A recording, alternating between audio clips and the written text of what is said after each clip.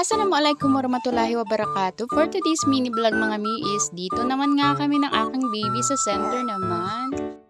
So dito nga mga miss, tumambay-tambay lang muna kami habang hinaantay namin na tatawagin kami. At Penta 2 naman nga ang ituturok sa kanya. Sa mga oras na ito, alas 10 na nga ng umaga. And fast forward nga tayo mga miss, magpipiti nga ang mami ay sa nyo dahil kailangan kong magpalit ng aking contraceptive dahil nga hindi nga ako yang doon sa dipo. So ayan, nandito ako sa CR. So ayan, itetest nga natin kung buntis nga si Mami Aiza. So ayan na ang resulta mga miss. Ayan, nag-negative nga tayo, 1 line lang. So dito nga mga mga rules nila kapag lumampas ka sa due date mo at hindi ka nakapunta sa center is kailangan mo mag-PT. At dito nga mga miss, naisipan ko nga napahikawan na nga si Priyang ko. Nakaraan pa dapat na gusto ko yan siya pahikawan kaso ang tatay lang ang ayaw. So ngayon hindi niya pa din alam na papahikawan ko na si baby.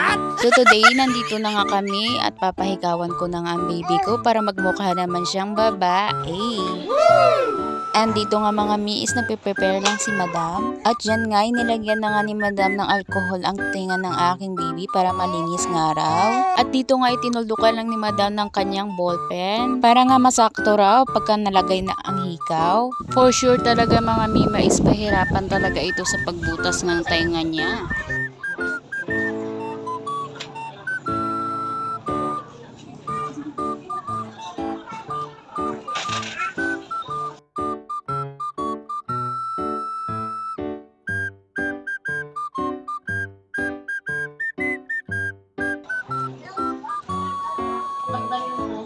So dito nga mga mimay, silabas na nga ni madam ang kanyang mahiwagang barwid.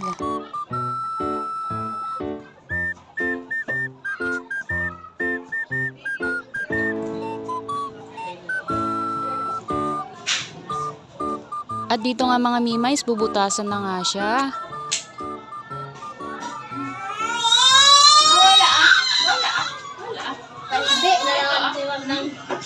So, ito na nga mga mi, ang reaction ng aking baby. Sobrang nasaktan talaga siya. Sorry baby, sorry sa kaartihan ni nanay.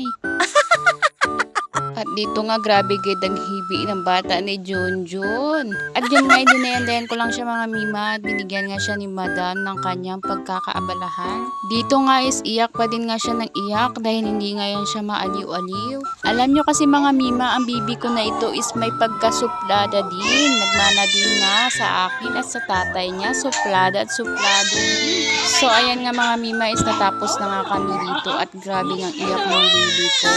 Sobrang sorry talaga baby ko. At dito nga mga mima is pinapaliwanag nga ni madam 3 days before bago ko daw linisan ng tainga ni baby. At nirecommend nga ni madam na lagyan ko nga raw ito ng alcohol at langis. At para na rin nga mabilis siyang gumaling. At dito nga mga mima is magbabayad na ang mima nyo. So ayun, nalagasan na naman ang mima ay sa nyo. So that's all for today's mini vlog mga mi. Sa susunod ulit.